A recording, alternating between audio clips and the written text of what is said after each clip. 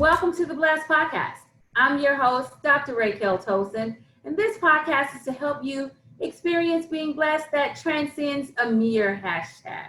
Now, let me give you my disclaimer.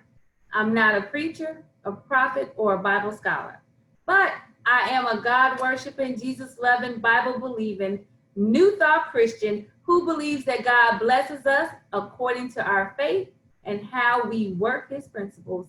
So if you're ready to be encouraged, enlightened, and entertained, then you're in the right place. I'm broadcasting on WYTV7, Christian Broadcasters Network, a nonprofit charitable radio broadcast with a mission to empower, encourage, and educate. If you are enjoying the Blessed Podcast, please go to www.wytv7.org and press the donate now button. Thank you so much.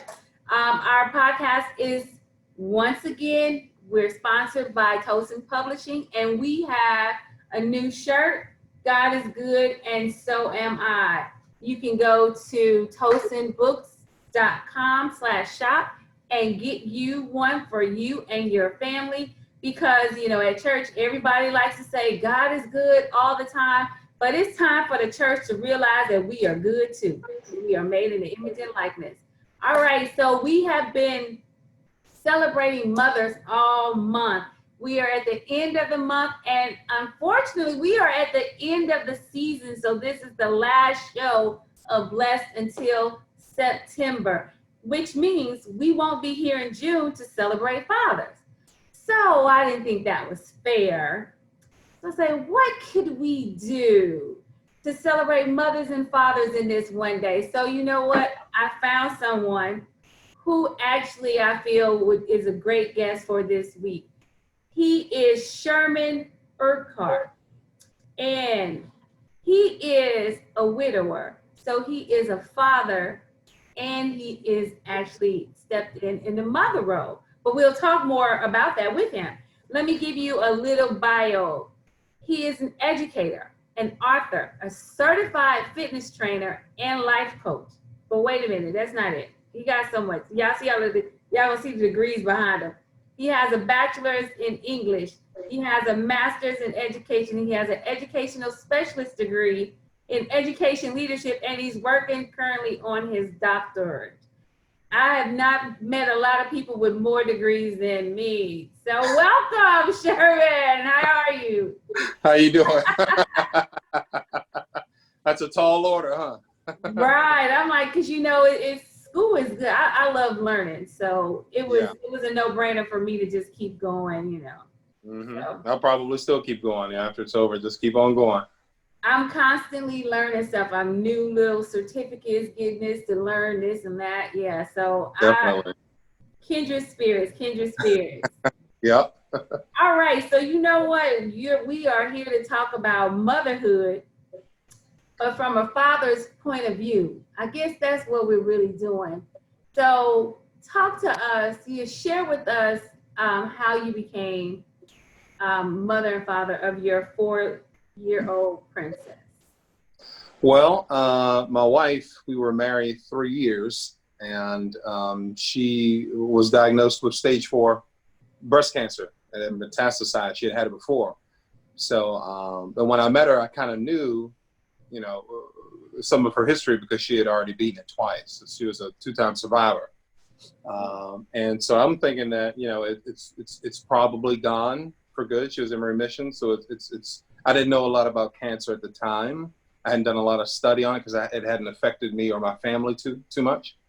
But I did become versed in it after my wife was diagnosed for a 3rd time. And she fought until she just could not fight anymore. But in March of last year, she finally got her wings and was, she departed. So, and there wasn't a lot of pain or anything. She just basically rested comfortably until she left. And at that point, you know, our daughter was 3. So she had just turned 3. So she was kind of 2 as we were going through the transition. But when everything was done, she turned 3. So then suddenly I was left with a 3-year-old daughter. I have a son who's 14. His mother and I co-parent with him. And that's a little different, though, with a girl. Because I hadn't been doing a lot of hair or things like that. My wife took care of all of that. So when she left, I had to learn quickly how to take care of a toddler girl. And since then, it's been a journey of discovery. It's been very fulfilling, and we bonded. So we're in a new season now. It's been about a year and a couple of months since my wife passed. Today is actually her birthday. Oh, so happy birthday! Happy heavenly birthday! So she's we're just working to make sure that she's proud and she can be honored, and she can feel good about what's going on down here with us. So I've kind of been taking on both roles, father and the nurturing, the coddling aspect of motherhood, because I know children need that, especially girls. So I've done the best I can at that, me not being a woman and all. But you know what? That's really interesting, because I want to stop right there, because I just want to put a pin in that, because this is something that we talked about this in my show. I believe last year we were talking about, like, what is it to be a man, and I guess even with the father. So is it the mother's job to coddle, to comfort, you understand, like how you said, like, where did we get that from? Like, where do we think? Because I'm sure we got it really from watching our mothers do this and our fathers do this.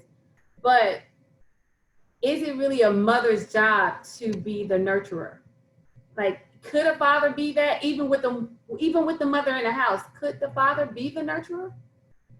I think they can do it. I think they can both give that aspect to a child. I think they do it in different ways. I think a father, what might be seen as a father being tough on his son, for instance, the son might consider that nurturing. Like, my father was a tough man, a few words, but I felt nurtured by him just being in his presence when he allowed me to do stuff with him, like work on a car or something like that. I felt nurtured then, even though it wasn't the hugging, kissing sort of coddling that my mother would give. So I think children can receive it in different ways from parents who are going about their day-to-day routines and including the child. Yeah. So I think children can get it from both parents in different ways, and it's just as important from both parents, I think. Right. But now that you are kind of both parents, so do you find yourself that you make yourself hug her, or is it natural for you to hug her? Because I saw a picture. She's huggable. You just want to hug her. It's both. Yeah. Okay. Yeah, it's both on this discovery. I have to catch myself. I have to make sure she gets her hugs and her kisses and all of that, because I'm quickly turning into a jungle gym with her. So she's all over me, and instead of getting frustrated by it, I'm like, well, this is what she wants. This is what she needs. And I enjoy it too, because we're bonding. So at first it was a little awkward, because I wasn't sure how to navigate that sort of thing, but God kind of helped me, or kind of opened things up to me and made it clear, this is not very difficult. You just have to be there for her, all day long. You have to let her do whatever she wants, basically. And let her do whatever she wants. I think that's because she's 3. That's not going to be forever. Yeah. I'm sure Dad's not going to let that go for a long time. Yeah, in this season, like I tell my son, he was over the other day, and I'm still teaching him how to deal with her. Like, give her what she wants. Just whatever she's trying to take from you, even if she only wants it for a minute and give it back to you, give it to her. I can see how he is like, no, we're going to have to change this real soon. Yeah, but he doesn't, like I said, I got to live here with her. So you deal with it your way, I'll deal with it my way. I love it. It's really interesting, because I was a single mother, just a single mom, not because of death or anything like that, but I was never the huggy. I'm not very huggy, touchy, all that feeling. My son and my boy, he needed that, but we had my mother lived with us, so my mother gave him all that, so I didn't have to do that. And even now he's grown, and And like right now, because we're the COVID, and I'm like, we live together, but I'm like, social distance, come on, back up. Yeah, right. Oh, Like, yeah, ain't no no. social distancing up in here. I That's forget what about he it. said. Yeah. He said there is no social distancing up here. He said because he'll like want to high five me because we work out together, and he want to high five. I'm like, He's like, he's like, you better high five me. It's hilarious, but he's always been like that. But so That's sweet. it's funny because like if that's a mother's role, then it's like, oh my gosh, I was a failure to mother because I didn't give him that. But I had my mother, so he did get it. Yeah, it's really interesting how when we think about what our roles are and how to parent, you said it, God really, he helps us. Yeah. Spirit gives us guidance. There is nothing that we don't know. Right. We think we don't know it, but there's nothing that we have the answers to everything. Like it's when I say that, people look at me like, yeah, we don't know everything. Yeah, but we do. We have a connection to get all the answers. And then so it was easy. Well, it wasn't easy, but once I really like got connected, I was able to provide some of the masculine things that my son needed when there wasn't a father at home. Of course, I made sure that he had men around him, but sometimes it was at the house. I remember one time I pulled up from work. He was outside practicing basketball. He may have been about 7, maybe 7 or 8, practicing shooting with my mom. And I pulled up and he was like, I was like, what y'all doing? He was like, I'm trying to shoot a 3. And he was like, and I was like, throw me the ball. I kid you not. Got the ball, backed up, shot a 3. I am not athletic at all. Not athletic at all. Shot that 3. I mean, I just knew I was going to do it. I was like, let me show you. And he looked like, what? Yeah. Like, first of all, he was probably thinking, you a girl, you just did that. And I did that. And I constantly, I tell people all the time, Spirit was always with me when I needed to be athletic, when I needed to be masculine, whatever, so my son can get that. And so I'm sure that's what you are feeling. Yeah. Even doing the hair, right? You figuring it out. Yeah, it's a process. I mean, folks say you're doing such a good job. I'm like, I'm doing the only job I can do. What am I supposed to do?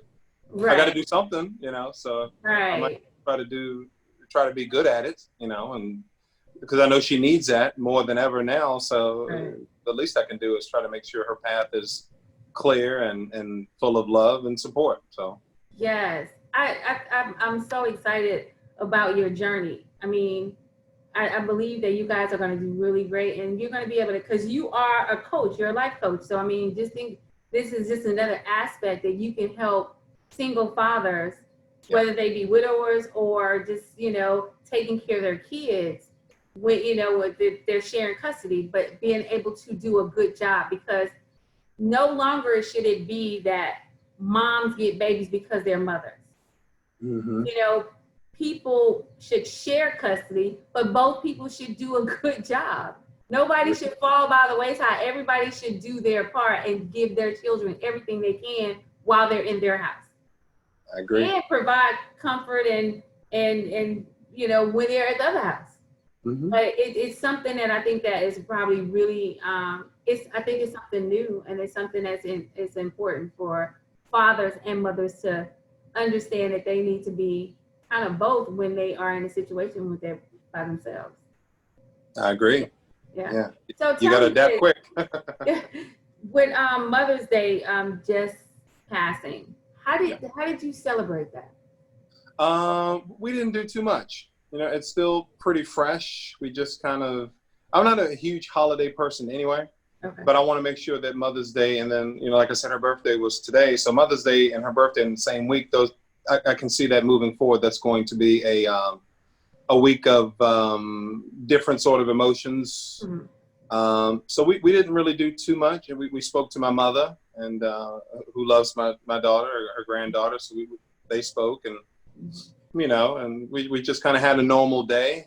I told her it was Mother's Day. She's a little too young to know what's going on, but mommy's in heaven and celebrating and waiting for us. So today is her day. So we kept it kind of simple. Okay. But like you said, she's just 4, so if things may change a little bit, and you said as she gets as she gets older. older, you guys might have to do something, special because that week is going to be, like you said, emotional. Mm-hmm. Sounds like a good week to go on a trip. Yeah, that's what I I was like thinking. to go on trips. Yep. That's what I said. Any excuse to go. Any That's an excuse to excuse go to on go. a trip, right? Once they So open up outside again, we going. Yep, yeah. right, exactly. How did you? Because she was only 3, though, you probably didn't have to have this conversation. But how did you guys have the conversation about heaven and death? Did you even We say the word death? No, we use heaven, and we've got books, several books. Actually, my wife bought a bunch of books for her, explaining things like that, stories of the Bible, what happens to you when you pass, and the families, and in kids form. So we've got books. We don't dwell on it too much because I don't want her to. I want her to have a sense of what's happening and why me and her are here and mommy's not. But I also wanted to become normal that she's not, so she's not pining for her. Mm-hmm. So it's a balance that I try to work, where we mention her and she has pictures and sometimes she wants to see her, but we're not focused on her, day to day, all day. Days will go by where we don't mention her, except at night when we pray, we always mention her. But it's a balance that I have to try to navigate, like I said before, and I'm still learning day to day, and it's a good journey. And like you said, none of this is happening without God. He's kind of navigating he's kind of guiding the whole thing. Mm-hmm. I learned to trust him years ago. So even in tragic situations like this, there's a message involved, there's a lesson involved, and there's work to be done on the other side of it, to get the blessing that he's got out there. So as a silver lining in all these situations. So it's an ongoing process, and I look forward to continuing on with it. Wow, you just said a mouthful so the show is blessed, and the reason why I started because I really want people to understand that they are blessed. They just have to make the decision to be blessed, in spite of the circumstances. You wake up and decide that you're going to be blessed. So, and it sounds like that's kind of where you are. You're like, hey, we gonna be blessed. We gonna get through this, and God's got a purpose and a plan, and He's gonna see us through. I mean, that takes a lot to do that. And when right now we're in a time where a lot of people are dying, a lot of people are transitioning, on because of COVID, and so there's a lot of people that are hurting right now. And wow, for somebody like you to be able to share, your strength with people like that, that's going to be very powerful. It's going to be very, very powerful. Because it's not easy. It's not easy at all. No, not easy. Especially with a toddler at the house. Yeah, I don't know where I ran out of patience years ago. So I don't know where I got this new crop of patience from to deal with my baby. It's a gift from God. But and then you're the only one, so it's not like you can say, okay, I need a timeout, let somebody else deal with it. It's like it's all on you. It's all. And then right now with COVID, it's not like you can't even you probably wouldn't even feel comfortable hiring somebody to come in here right now. No, she has her auntie that she goes to see, and if I need a break, she says, let me know if you need a break. They're hunkered down too, so we're staying safe. I'm like, okay, I'll let you know. And that used to happen like once a month, maybe. Okay. But now that this COVID has happened, it's just me and her all day long. And I'm like, I would have gone crazy, 10 years ago. But I have a well of patience from somewhere. Somewhere, and I'm using that. Isn't that funny though? Because people say, I know I've always said, man, I don't have enough patience to have a child right now. And I'm like, I'm sure, because I'm getting older. It's like, I don't have patience. And a lot of us feel that way. But, we have what we need. I wholeheartedly believe we have what we need. And that's part of being a Christian, I believe. Yeah.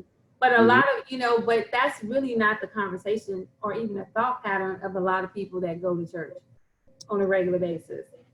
Yeah. They always feel like they're in lack. They don't have what they need. They don't have enough or whatever. But we really do. We have what we need. We just have to, it's in there.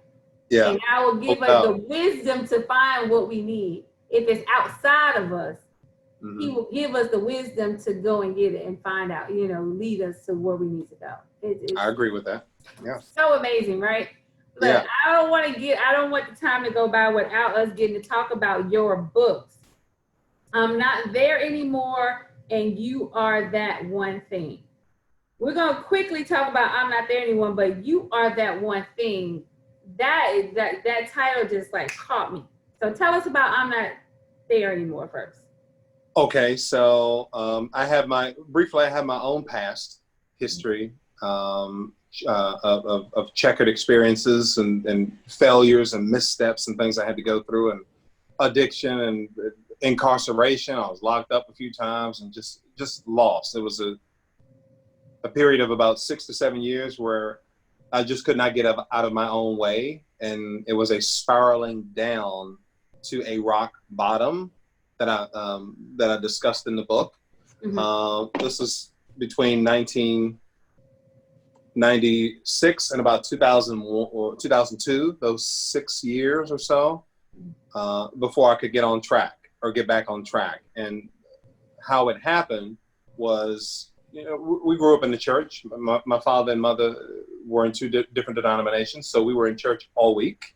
My mother was on the usher board, and she was in the choir and all of that. So we were in church, with her, and then we were in church with my father. So I had a strong structural Christian upbringing up until the point where I was in high school and finished and went to college. And I'm not going to church no more. I've been to church my whole life. I'm just not going to church anymore. Right. So I broke away from the relationship that I was building, and I had to come back to that. And God was like, no. You're not going to get away because you're out of control, obviously. So He brought me back through a series of events where some things you have an intuition about and some things for sure. So I had an intuition about how He could move in my life and help me with things.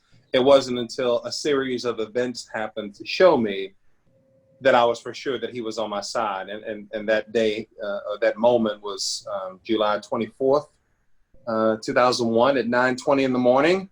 I wrote about that experience. I was in lockup, but there was a vision, and a lot of great things happened to get me out of that situation and on a good path. And I knew from then I had a responsibility to live the best life that I could, while also sharing my experiences with other people. And then in 2014, a friend suggested, you should probably write a book about all of that. And I said, I don't even know where to begin with that. He said, well, you have an English degree. I said, yeah, I could start there. Right. I guess that's a start. So, I got with some folks and met some authors and learned about the process and put together a book. And it took me about a year to write it, but it's a memoir / self-help encouragement tool for folks who are going through similar issues, or I like to use it with our young folks or students between 18 and 24 years of age, disenfranchised sometimes, opportunity youth, students who are going through things that I went through. So I try to tell them things that, you might not want to do this because that could happen. How do you know? Because I've been there. Right, it's because it happened to me. Right, so there's a responsibility to give back and steer them away from where I went, or anybody that's dealing with trauma or tragedy or anything like that. There are steps you can take to where you can forgive yourself and you can forgive others, and then you can be forgiven and you can move on a new blanket of peace, because you're always covered no matter what the world is doing around you. So and that was the inspiration for the book, and that's where it came from, and I wrote it, and it's been well received, and I'm proud of it. So folks tell me that it helps them, and they love the story, and I'm proud of that. So I'm glad to have helped someone through my own suffering. Right. Now talk about You Are That One Thing. You Are That One Thing is a book of affirmations that I wanted to share, 30, that could be broken down between a day or a week, a month, or a year. But it's everything from the way the world is going. It almost seems like there are two worlds. There's a world of lies and a world of truth, or a world of despair and a world of happiness. And there's increasing gaps between those entities. There's too much of a gap between, you could say the haves and the have-nots, but folks who know how to get what they want, and then folks who are just in despair and spinning wheels. So how I figured, how do I mesh those two and how to decrease that gap in some way? So I created 30 affirmations that can, once you open your eyes in the morning from slumber, 30 different things you can do and think about in order to be able to cover yourself, your family, past, present, future, the earth, and everybody around you. So if you cover yourself and your family, you cover the earth and you cover those around you. If everybody does that, then, you know, imagine what type of world we could live in, as opposed to the one we're currently living in. So you are that one thing.